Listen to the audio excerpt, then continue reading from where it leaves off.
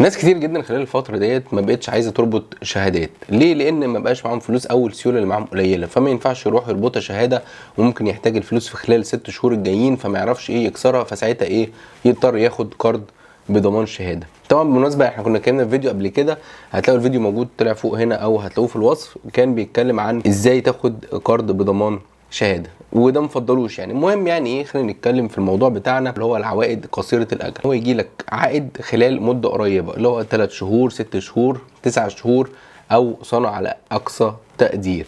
ناس كتير جدا بتيجي تسالني والله معايا فلوس وعايز اعمل لهم ايداع او احطهم في حاجه كويسه جدا خلال 3 شهور، يعني اقدر اخدهم تاني خلال 3 شهور، نعمل ايه؟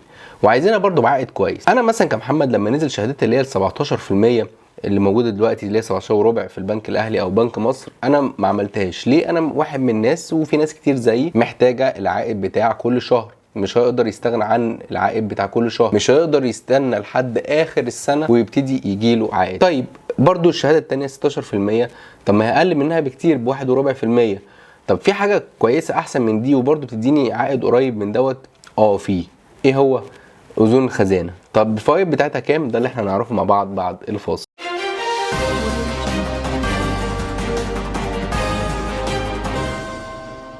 ازيكم عاملين ايه؟ يا رب تكونوا بخير. انا معاكم محمد العسال في القناه اللي تخص البنوك. استاذنك تعمل لنا اشتراك في القناه مع تفعيل خاصيه الجرس علشان يجي لك كل جديد، لان فعلا لما بتعملوا اشتراك في القناه ده بيدعم القناه وده بيوصلها لعدد ناس اكتر، وعلى الاقل مجهودنا ما يضيعش على الارض. طيب خلينا نتكلم بقى في الموضوع المهم وهو عائد اذون الخزانه. اول حاجه انا كنت اتكلمت في فيديو بالتفصيل الممل عن ايه هي اذون الخزانه وامتى تعملها وتعملها ليه وايه الفرق ما بينها وما بين سندات الخزانه. مش ده موضوعنا عشان ما اطولش عليكم في الفيديو، بس اذون الخزانه فيها ميزه ان هو بيديك العائد مقدما، وكمان بتبقى مدتها صغيره. مدتها بتبقى قد ايه؟ مدتها بتبقى 3 شهور 6 شهور 9 شهور سنه على اقصى تقدير. دي اللي هي اذون الخزانه. اذون الخزانه بالبلدي كده، البلد لما بتحب النهارده تمول مشروعاتها او تمول مثلا عجز عندها، بتموله منين؟ ان هي ممكن بتستلف من البنوك او مثلا من الافراد العاديين. بتستلف عن طريق ايه؟ ان وزاره الماليه بتخلي البنك المركزي بيطلع اذون خزانه او بيصدر اذون خزانه، وبيخش كل اسبوع يبقى في عطاء، والبنوك هي اللي بتشتري. لو افراد عايز تشتري بتشتري عن طريق البنوك اللي هو وسيط، شركات عايز تشتري بتشتري عن طريق البنوك اللي هو وسيط. طيب خلينا نتكلم بقى في العائد على طول. هو موضوع حلقتنا؟ موضوع حلقتنا ان النهارده طبقا للعملاء المال كانت عامله مقال بتراجع اسعار الفايده على ادوات الدين قصيره الاجل في مزاد الاسبوع الماضي. طيب المال اتكلمت على ايه؟ المال اتكلمت على موضوع الاذون. طيب لو احنا جينا بصينا هيقول لك اظهرت عمليات ليها في سوق الدين خلال مزاده الاسبوع اللي فات، لقيت ان هو اجل 91 يوم. 91 يوم دول اللي هم كام؟ اللي هم 3 شهور. طيب ال3 شهور لقينا العائد بتاعها حوالي 15.89%، يعني فاضل لها مثلا نقول 11 قرش ونخش على 16%. طب حلو، هيجي لي عائد 16% ودوت قريب من ايه؟ قريب من الشهاده اللي هي 16% لمده 3 سنين. طيب هي طبعا الاسبوع اللي فات كانت 16.78، وكمان بيتكلموا على متوسط الفايده على اذون 182 يوم مسجله 16.47%، يعني برضو معدل 16 داخل على 16 ونص. بنتكلم على 273 يوم اللي هو 9 شهور ليه وصل 17 ونص، مقابل كانت 18 الاسبوع اللي فات. واخر حاجه معانا اللي هي ال 364 يوم كانت 17.44، يعني 17 ونص مثلا اكتر من الشهاده اللي هي 3 سنين، مقارنه بالاسبوع اللي فات كان 18. طيب هتيجي تسالني والله يا محمد انا النهارده معايا 100,000 جنيه، هل ال 100,000 جنيه دي اروح احطها سنه واخد العائد مقدما على 17.44%، ولا اخليني في ال17.25% لمده 3 سنين؟ خلينا نتكلم بقى بالمختصر المفيد. انا لو معايا 100,000 جنيه ومش عايزها خالص هرميها وهعملها شهاده.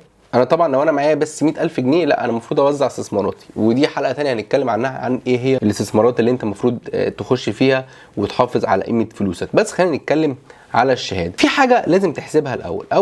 اول حاجه ايه هي؟ وهي معدل التضخم. معدل التضخم وصل كام؟ معدل التضخم وصل 19%، ده التضخم الاساسي.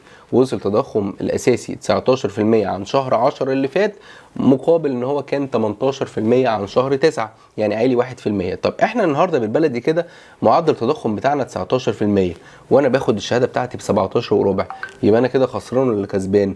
يبقى انا خسران. ليه؟ لان معدل التضخم معناه ان قيمه الفلوس بتقل بالوقت او بتقل خلال المده، او معدل ارتفاع مستمر للاسعار، او معدل انخفاض للقيمه الشرائيه للعمله خلال مده معينه اللي هي كل سنه يعني. فكل سنه بتقل ب 19% وانا باخد عائد، فيبقى كده في الاخر ايه؟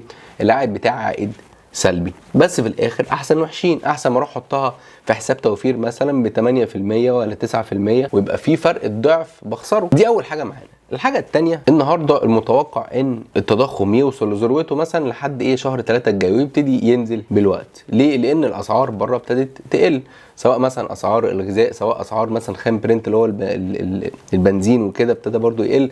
المهم يعني احنا عندنا الاسعار ابتدت تقل. كمان حصل كمان تعويم وتحرير سعر صرف العمله، فخلاص المفروض بقى التوقع ان هو ايه؟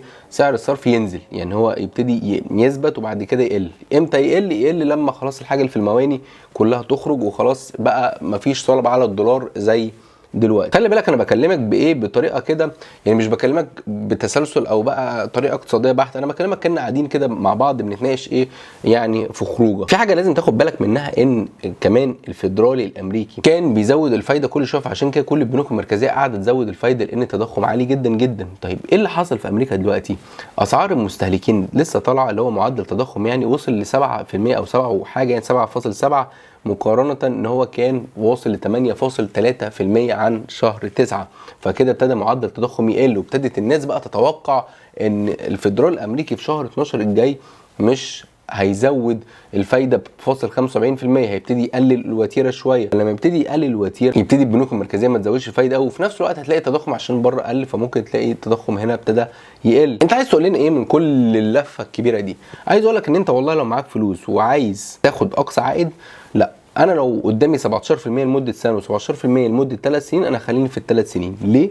3 سنين متوقع ان خلال اخر السنه الجايه هيبتدي ايه؟ هيبتدي معدل التضخم يقل، فلما معدل التضخم يقل هيبتدي البنك المركزي يقلل الفايده، فلما يبتدي البنك المركزي يقلل الفايده هيبتدي الشهادات اسعارها هتقل، زي اللي حصل في التعويم اللي فات. التعويم اللي فات كانت الشهادات اللي نزلت ب 16%، بعد كده وصلت حوالي 14، وصلت بعد كده 13، بعد كده وصلت 11. فدي النقطة. فانا اقدر استفاد لاقصى مده ممكنه بناء على ايه؟ على المعدل اللي موجود دلوقتي. انما لو انا الفلوس اللي معايا، انا مثلا هجوز بنتي، هعمل حاجات كلها قصيره الاجل لان هحتاج الفلوس دي في القريب، لا خليني احسن في اذون الخزانه. اذون الخزانه بتديني عائد كويس جدا جدا خلال ايه؟ فتره قليله. ده كل الفكره اللي انا كنت عايز اوصلها لكم من الفيديو دوت. عايز اوصل لكم ان ايه اللي حصل في اذون الخزانه، وانا لو انا النهارده معايا فلوس استثمرها في ايه؟